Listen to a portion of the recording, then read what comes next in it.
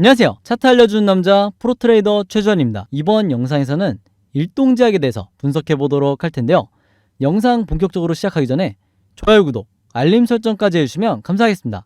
자, 여러분, 오늘도 제가 돈이 되는 이 평생 써먹을 수 있는 차트 분석 기법에 대해서 알려드릴 건데요. 그 전에 항상 그랬듯이 이 좋아요 버튼 한 번씩만 꼭 눌러주시면 진심으로 감사드리겠습니다. 자, 일단 많은 주주분들이, 특히 이 일동제약 주주분들이 최근에 걱정이 굉장히 많으실 텐데 왜 그러죠?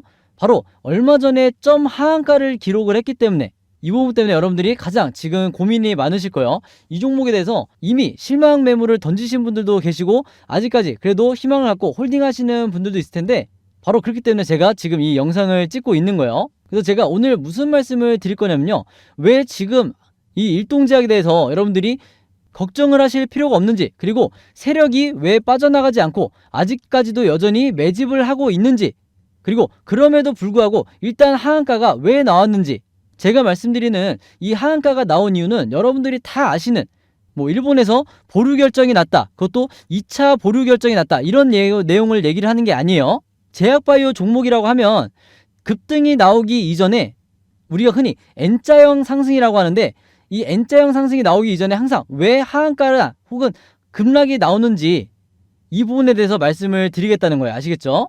그래서 이런 관점으로 제가 한번 차트 분석을 시작을 할 건데, 우선 가장 먼저 언급드릴 부분이 제가 처음에 말씀드렸던 세력의 매집이 풀리지 않았다는 이 시그널을 제가 확인을 시켜 드릴게요. 이미 구독자분들은 아시겠지만 제가 무슨 얘기를 하려고 하는 거죠? 자, 차트를 조금 확대를 해볼게요.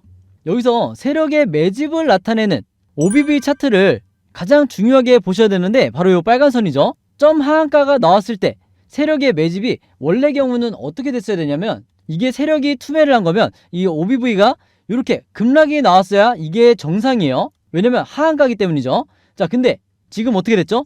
일동제약은 여전히 하한가를 최근에 찍었음에도 불구하고 여전히 세력의 매집은 고점을 유지를 하고 있다. 자, 그리고 심지어 하루가 지나고 나서 이 세력의 매집량이 어떻게 됐죠? 요거 지워서 다시 보여드릴게요. 자, 자세히 보시면 다시 상승을 하고 있다. 그러면 우리가 상식적으로 궁금증을 가져야 되는 거야. 세력에 왜 계속해서 매집을 하고 있지? 이런 안 좋은 악재 뉴스가 터졌는데도 왜 매집을 하고 있지?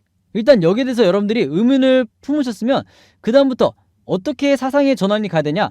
어떤 이유든지 간에 세력이 매집을 풀지 않고, 즉 세력이 악재 뉴스에 투매를 하지 않고 홀딩을 하고 있다는 거는 얘네들이 뭐예요? 2차 반등을 노리고 있다는 거죠. 근데 이게 지난 사례에서, 일동제약의 지난 사례에서 이미 여러 번 반복이 되었었다. 자, 이전으로 돌아가 볼게요. 아마 이때 다들 기억을 하실 텐데, 같은 코로나 치료제 테마로 인해서 엄청나게 상승이 나왔던 이 시기에 자세히 보시면 급등과 급락을 계속해서 반복을 해왔었죠. 그래서 이때 당시에도 보유를 하고 있던 주주분들이 거의 계속 천국과 지옥을 넘나드는 이런 기간을 보내셨는데, 이때 제가 딱 한 가지 뭐만 체크하시면 된다고 그랬어요. 우리가 계속해서 홀딩을 해나가기 위해선, 즉 멘탈을 잡으면서 홀딩을 해나가기 위해선 뭐냐? 세력의 이 매집만 체크를 하면 된다. 즉 세력의 매집이 계속해서 이루어지고 있는지만 보시라고 말씀을 드렸어요. 자, 그 말이 뭐냐? 방금 전에 제가 언급을 했듯이 이 세력의 매집을 나타내는 OBV 보조지표가 이렇게 꾸준히 상승을 하고 있는지만 체크를 하시면 된다. 자, 그러면 주가가 중간중간 급락이 나오든 아니면 하한가가 나오든 전혀 당황하실 필요가 없다는 거예요. 그래서 결과적으로 어떻게 됐어요? 세력의 매집이 계속되다 보니까 결국에는 우상향하는 흐름이 나와줬다. 그래서 지금도 마찬가지예요. 자, 다시 돌아와 볼게요. 지금도 마찬가지로 제약바이오 특성상 아주 민감한 몇몇 뉴스로 인해서 얼마든지 하한가나 10% 이상의 급락이 나올 수 있는 게 이 제약바이오이기 때문에, 자, 일동제약도 점 하한가를 기록을 했지만 여전히 세력의 이 매집은 변함이 없죠. 그렇기 때문에 개인 투자자도 손절을 할 이유가 전혀 없는 거예요. 마찬가지로 실망 매물을 던질 이유가 전혀 없다는 거죠. 그래서 이미 매도를 하신 분들은 아쉽지만 여전히 홀딩을 하고 제 영상을 보시는 주주분들 그리고 구독자분들은 아직까지는 걱정하실 단계가 아니다. 우리가 진짜 패닉에 빠지고 진짜 걱정을 해야 될 때가 언제다? 바로 이 OBV가 급락이 나오는 날, 이때가 진짜 뭐예요? 세력이 투매를 한 날이에요. 그래서 이런 상황이 펼쳐지지 않는 이상 우리가 패닉에 빠질 필요는 전혀 없다. 이렇게 다시 한번 말씀을 드리겠습니다. 그래서 이 점은 여러분들이 반드시 리마인드를 하셔야 돼요. 자, 그리고 또 하나 제가 언급드리고 싶은 부분이 뭐냐면요, 바로 이 RSI 지표예요. 제가 이 RSI 보조지표는 요 파란 선은 뭘 뜻한다고 그랬죠? 우리가 언제 매수를 하고 언제 매도를 해야 되는지 정확히 알려주는 시그널이라고 말씀을 드렸어요. 그래서 이 얘기를 제가 왜 하냐? 차트를 조금 더 확대를 해보면요, 모바일로 보시는 분들이 이제 잘 안 보이실 수 있기 때문에 차트를 확대를 해보면 바로 여기에 RSI 지표상 우리가 바닥 시그널이라고 부르는 이 표시가 나와 있고, 그 다음에 우리가 고점이라고 부르는 즉 매도 시그널이 나와 있죠. 근데 제가 항상 뭐라고 그래요? 이 작게 나오는 매도 시그널은 앞에 뭐라고 붙여야 돼요? 가짜 매도 시그널이라고 우리가 이해를 해야 된다. 즉 뭐냐, 가짜 매도 시그널 이후에 추가적인 상승이 나올 거기 때문에 여기서 매도하지 마시라고 말씀을 드렸어요. 자, 그래서 이 패턴을 우리가 어디서 볼 수가 있었냐? 자, 이전으로 가볼게요. 자, 여기서 보시면 아마 단번에 여러분들이 찾으셨을 텐데, 이때도 2021년도에도 정확히 바닥 시그널이 나온 이후에, 이때는 이제 두 차례 나왔었는데 바닥 시그널이 나온 이후에 가짜 매도 시그널이 한번 나왔었죠. 그래서 이때도 마찬가지예요. 여기서 매도를 하신 분들은 이후에 나오는 이 급등을 쳐다만 볼 수밖에 없다. 자, 그래서 여기서 일단 홀딩을 했다고 할게요. 그랬을 때 이후의 결과가 어떻게 되냐? 이후의 결과가 지금 보시는 것처럼 엄청나게 급등이 나오는 상황이 계속해서 연출이 된다. 자, 그러면서 우리가 중요하게 봐야 될 게 이 가짜 시그널 이후에 진짜 매도 시그널, 추가적인 상승이 나오는 이 진짜 고점을 나타내는 시그널이 나왔을 때 이때 매도를 해도 단타 목적으로 매수를 하신 분들도 충분히 높은 수익을 거둘 수가 있었다는 거예요. 자, 근데 똥제약 같은 경우에는 왜 여기서도 우리가 매도를 전부 다 하지 않고 남은 물량을 가지고 가야 되냐? 바로 이 세력의 매집을 나타내는, 제가 앞에서 설명드렸던 이 OBV가 어떻게 되고 있죠? 계속해서 상승을 하고 있다. 즉 세력들이 계속해서 매집을 하고 있다는 거예요. 그러면 개인 투자자는 좀 더 홀딩을 해도 되겠죠? 자, 그랬을 때 이후의 결과가 어떻게 됐냐? 이런 식으로 계속해서 주가가 올라갈 수밖에 없었다. 자, 그래서 지금으로 돌아와서 다시 말씀을 드릴게요. 이 일동제약도 지금 당장은 점 하한가를 기록하고 악재 뉴스가 나왔기 때문에 여러분들이 공포와 그 다음에 패닉 또는 이 실망 매물을 언제 내가 매도를 해야 될지 고민이 많으시겠지만, 대전제 세력이 계속해서 매집을 하고 있는 한, 그리고 하한가에도 불구하고 세력이 추가적으로 매집을 하고 있다는 것은 우리에게는 굉장히 긍정적인 시그널이라는 거예요. 무슨 말인지 아시겠죠? 그래서 제약바이오 종목을 매매를 하실 때 절대 이런 단기적인 하락에 내가 매도 버튼에 손이 올라가면 안 된다. 이게 잘못된 습관이라고 제가 말씀을 드리는 거예요. 거기다가 가장 중요한 바로 뭐예요? 제가 강조드리는, 자, 이 241선과 121선 사이, 요 사이가 제가 뭐라고 말씀드렸죠? 바로 전문용어로 마틴존 구간이라고 말씀을 드렸어요. 이 마틴존이 기본적으로 과매도 구간이기 때문에 이때부터 어떤 수급이 들어온다고 말씀드렸죠? 기관과 외인의 집중적인 저점 매수가 들어오는 구간이 바로 이 마틴존이다. 자, 이 마틴존에 다시 한번 이 주가가 들어와 있기 때문에 이후에 급등이 나올 가능성이 굉장히 높다. 이렇게 정리를 해드리겠고, 그래도 불안하신 분들을 위해서 제가 예시를 하나 들어드리면, 자, HLB 같은 경우에 과거에 어떤 식으로 급락이 나왔었냐? 자, 보여드릴게요. 자, HLB 같은 경우에는 바로 이때였어요. 조금 확대를 해볼까요? 자, 이때 당시에 HLB도 임상 실패에 대한 이 소문이 돌면서 단 하루 만에 하한가를 찍었었던 적이 있었는데, 이때 이후에 여기서 실망 매물을 던지신 분들은 전부 다 손절이 나갔었겠죠. 자, 근데 여기서 왜 홀딩을 했어야 되냐? 주가가 하락이 나왔음에도 불구하고 세력의 매집을 나타내는 이 OBV 어떻게 되고 있어요? 오히려 계단식으로 이렇게 상승을 하고 있죠. 그렇기 때문에 여기서 계속해서 홀딩하셨던 분들이 결국에는 어떻게 됐어요? 이 세력의 매집량과 함께 주가가 급등이 나올 수밖에 없었다. 그래서 제가 말씀드리는 진짜 이 매도 시그널 때 물량을 정리하셨으면 되는 거예요. 그래서 지금의 일동제약 주주분들도 절대 걱정하실 필요가 없다. 이렇게 다시 한번 말씀을 드리겠습니다. 아시겠죠? 자, 그래서 제가 최근에 일동제약을 포함해서 다른 여러 제약바이오 섹터를 여러분들에게 세력의 매집을 나타내는 이 OBV와 그 다음에 우리가 언제 매수 매도를 해야 되는지 알려주는 이 RSI 지표를 예로 들면서 정확하게 분석을 해드리다 보니까 최근에 주주분들과 구독자분들이 저에게 문의를 주셨던 게 뭐냐면, 나도 이 두 가지 보조지표를 직접 설정을 해서, 즉 요 화면 구성으로 세팅을 해서 매매를 하고 싶다. 그래야 내가 잘못된 구간에, 요런 구간에 손절이 나가지 않을 것 같다. 이렇게 말씀을 주셨고, 그 다음에 두 번째로 설정법뿐만 아니라 어떻게 사용을 하는 건지 이 보조지표 사용 설명서도 알고 싶다. 이렇게 문의를 주셨어요. 그래서 그동안에는 사실 이렇게 문의를 주신 분들이 그렇게 많지 않다 보니까 제가 개별적으로 답장을 드렸었는데, 최근에 너무나 많은 분들이 이 설정법과 사용법에 대해서 문의를 주시다 보니까 제가 아예 이 보조지표 사용 설명서에 대해서 제작을 해서 여러분들에게 공유를 해드려야 되겠다. 이렇게 생각을 했다는 거죠. 그래서 이미 구독자분들은 아시겠지만 제가 최근에 일주일 정도 시간을 따로 내서 뭘 만들었냐? 바로 이 보조지표 설명서를 만들었다는 거예요. 근데 왜 이렇게 오래 걸렸냐? 왜 일주일씩이나 걸렸냐면 제가 이제 자료를 만들면서 이제 보니까 여러분들이 쓰시는 증권사가 전부 다 다를 거예요. 정말 수십 개 이 증권사가 있는데 증권사별로 보조지표를 설정하는 방법이 전부 다 다르더라고요. 그래서 어쩔 수 없이 이 증권사별로 제가 어떻게 설정을 하는 건지 여러분들이 따라하시기 편하게 그림이나 사진을 통해서 제가 전부 다 자료를 만들다 보니까 시간이 좀 오래 걸렸다. 자, 그리고 이게 다가 아니죠. 나는 모바일로만 매매를 한다. 혹은 나는 컴퓨터로만 매매를 한다.